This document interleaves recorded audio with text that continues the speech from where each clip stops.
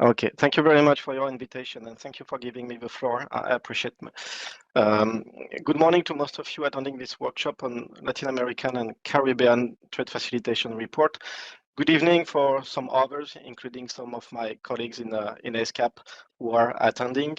I am Silvere Dernouh. I am one of the coordinators, along with my estimated colleague Soo-Yoon Kim, of this survey on digital and sustainable trade facilitation in Asia Pacific. Survey which is under the supervision of Yann Duval. Today, as proposed by Sebastian, I will focus my presentation on key findings in the countries from the Association of the Southeast Asian Nations.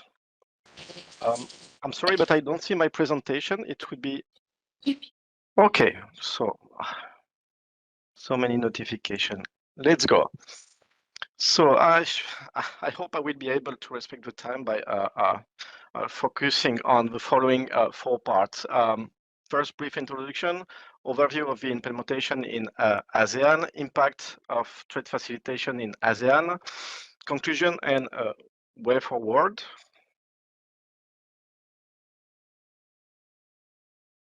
Okay. The data presented in this presentation come from the ASEAN report, which is also available online on the untfsurvey.org website, like all over already published reports. This sub-regional report was written in collaboration with the ASEAN Secretariat and published at the beginning of August, I think, if I well remember. The outcomes of the survey reveal interesting advancement in the adoption of trade facilitation measures in the 10 ASEAN member states, namely Brunei Darussalam, Myanmar, Cambodia, Indonesia, Laos, People Democratic Republic, Malaysia, Philippines, Singapore, Thailand, and Vietnam. According to the survey 2023, when looking at the core set of trade facilitation measures in connection with transparency, formalities, institutional cooperation, paperless trade, and cross-border paperless trade, the overall rate of ASEAN member states reached a very interesting, not to say promising, 81% of implementation. To give you a comparison, it's 2 percentage points more than 2021.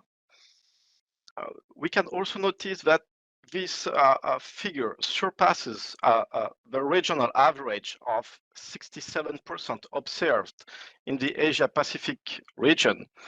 And compared with the other subregions in Asia-Pacific, the level of implementation in ASEAN ranks 3rd, after Australia and New Zealand, which is the leading subregion, and just behind East and Northeast Asia with, as you can see, 83%.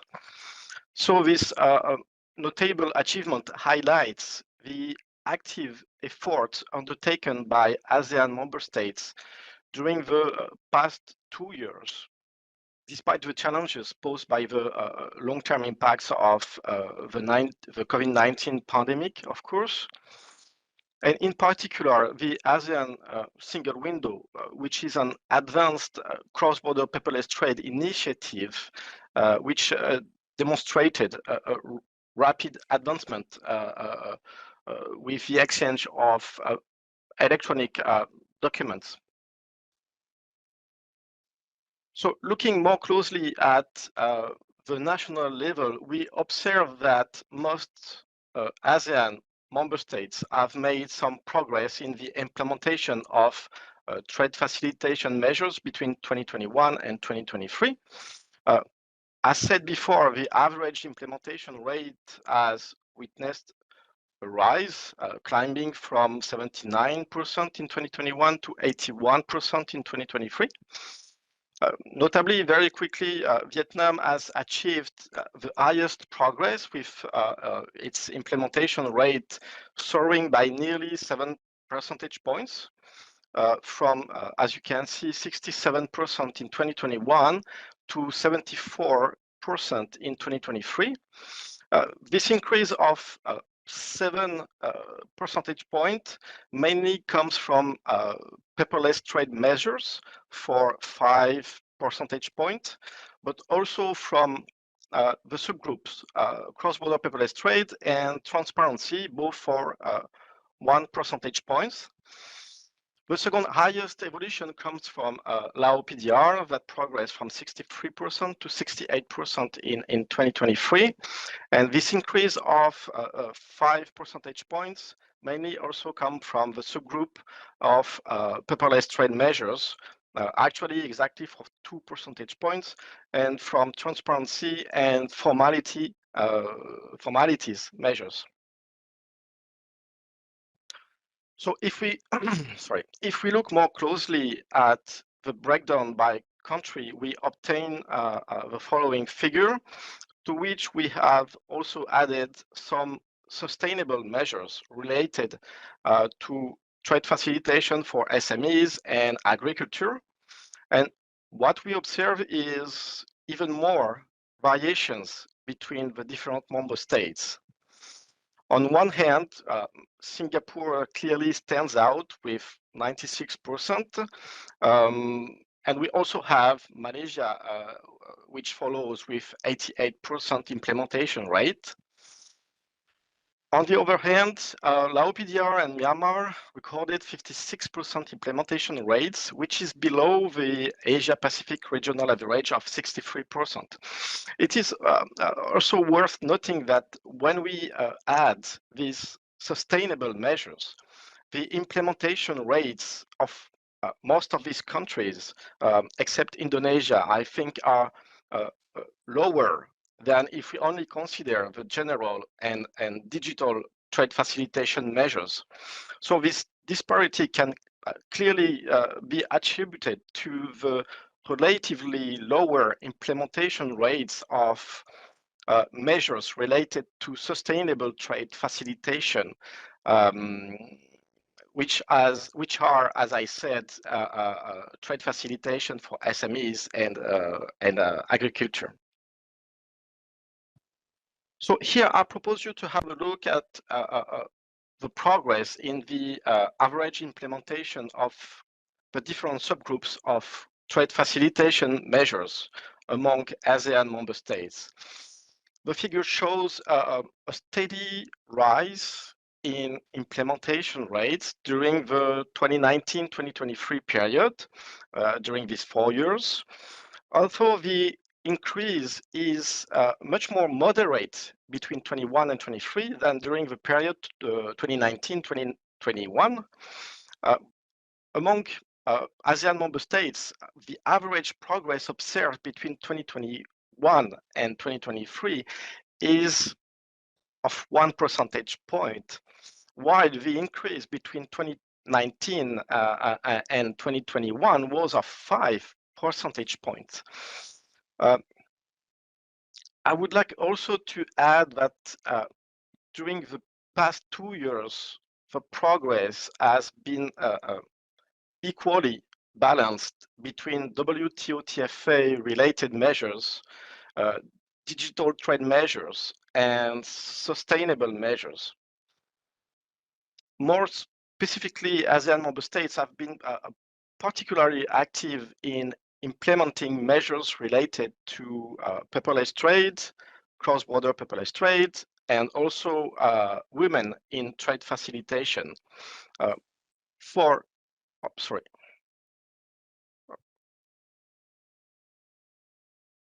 This is a good one, yes. Okay.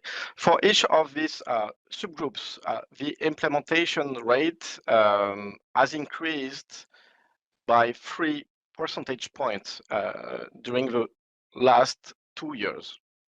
So I would say that these efforts underline the commitment of ASEAN countries to promote inclusive trade, to adopt efficient trade practices, and also to further international cooperation.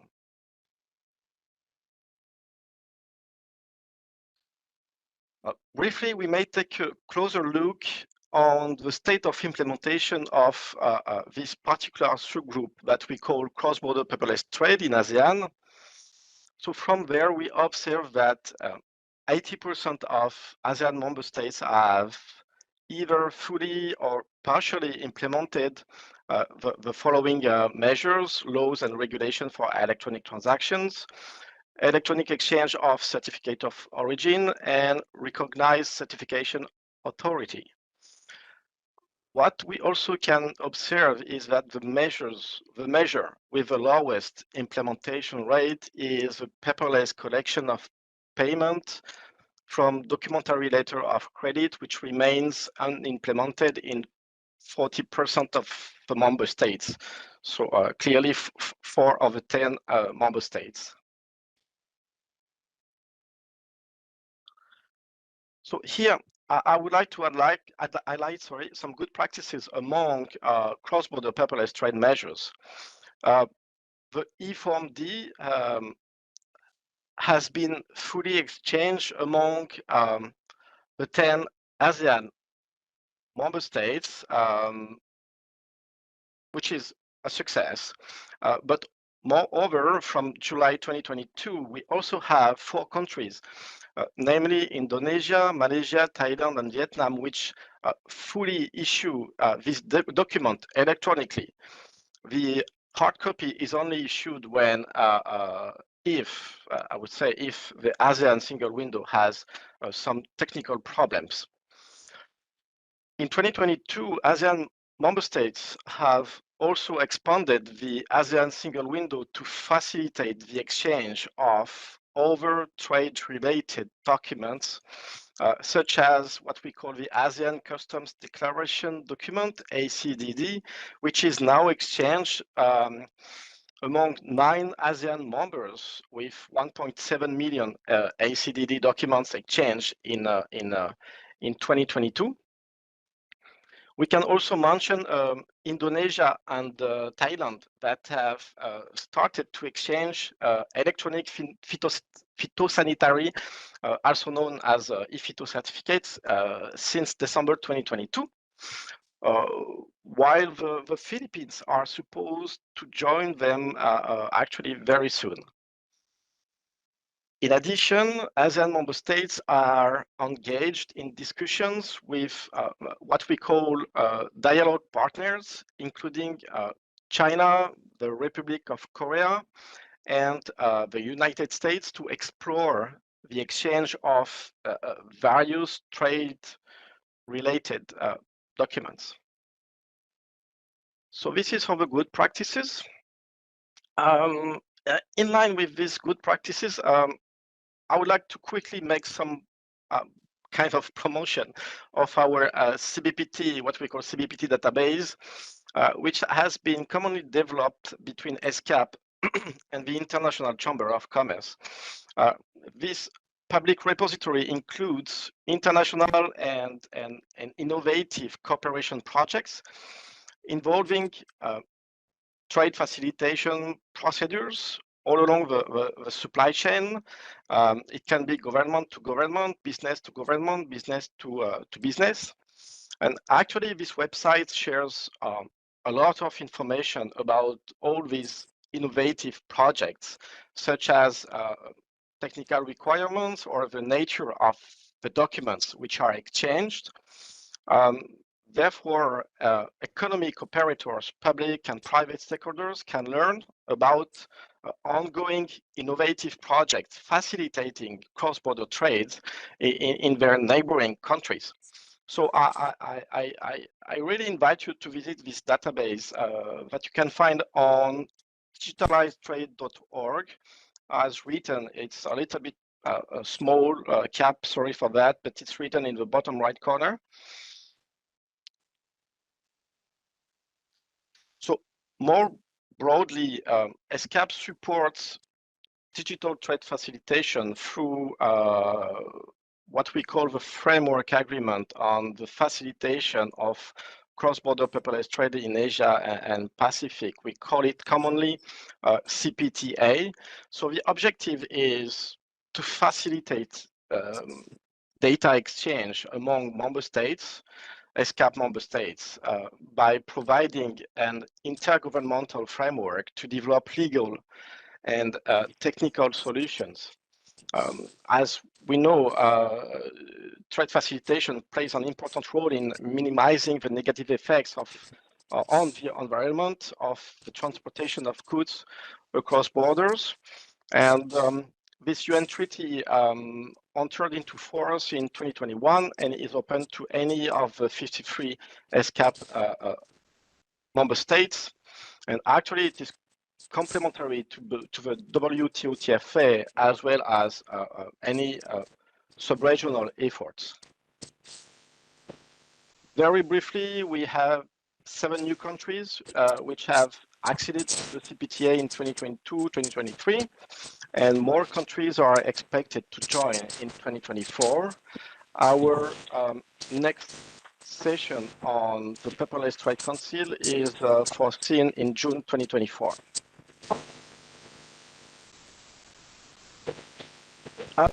To finish on the good practices, we wanted to highlight interesting progress regarding some sustainable measures, more particularly regarding the role of women in trade facilitation in ASEAN sub-region between 2021 and 2023. So 3 examples. In the Philippines, as part of their trade facilitation program, the Bureau of Customs has established a permanent presence of the Women Business Council, including women business leaders and entrepreneurs who actively contribute to shaping trade policies and initiatives. In Cambodia, the Set for SME project has embedded capacity building to help SMEs looking for shipping their small packages and sizing the global e-commerce opportunities. With here too a primary focus on women-owned business. And finally, in Thailand, the Women Entrepreneur Hour Seminar has been organized regularly by the Office of SMEs Promotion. Very briefly, as the report also addresses trade cost, the 2023 report on the impact of trade facilitation confirms a significant correlation between the cost of international trade in Asia-Pacific countries and their level of trade facilitation implementation. I just wanted to highlight this, this observation. In this slide, we assessed the overall trade cost reductions expected in ASEAN from the implementation of 3 sets of trade facilitation measures. So as you can see on the table, the first set of trade facilitation measures is just limited to the implementation of WTO TFA binding measures. The second set of measures include all binding and non-binding WTO TFA measures included in the UN Global Survey. And the final and let's say most ambitious set is WTO TFA plus a set of measures including digital implementation of TFA measures and cross-border paperless trade. So for each set of measures, we observe the average changes in trade costs achieved if all ASEAN countries implement these measures, at least partially, or sometimes fully implement all these measures. And in that case, we calculate the trade cost reductions. So we have 2 main findings which emerge from this impact analysis. The first one is that complying only with WTO TFA binding measures can only slightly reduce trade costs, as you see, of 1.87%, while a full implementation of all measures, both binding and non-binding, results in a 3.06% reduction. The second finding is that the paperless implementation of the TFA measures, together with enabling the electronic exchange of trade data and documents across borders, will help to significantly reduce trade costs by nearly 9% for ASEAN as a whole. So the result of this model suggests that most of the trade cost reductions are associated with paperless trade measures rather than conventional trade facilitation measures. I have almost finished. So all ASEAN economies will get significant benefits from accelerating the implementation of trade facilitation, of course. And as shown in this figure, the full implementation of the 3 different sets of trade facilitation measures results in trade cost reductions for all economies. As expected, the trade cost reductions are much larger when cross-border paperless trade is achieved. But of course, this requires a closer cooperation between economies to develop interoperable paperless trade system. And for example, through the CPTA program that I mentioned earlier. As a very, very quick conclusion, this figure illustrates very well the fact that the implementation of trade facilitation is a step-by-step process that needs to build institutional cooperation, to increase transparency, to develop electronic formalities, and of course, to shape paperless and cross-border paperless trade procedures. Thank you very much for listening. I hope I've not been too long. If you have any questions, you can drop them on my email, and comments are very welcome. Thank you very much.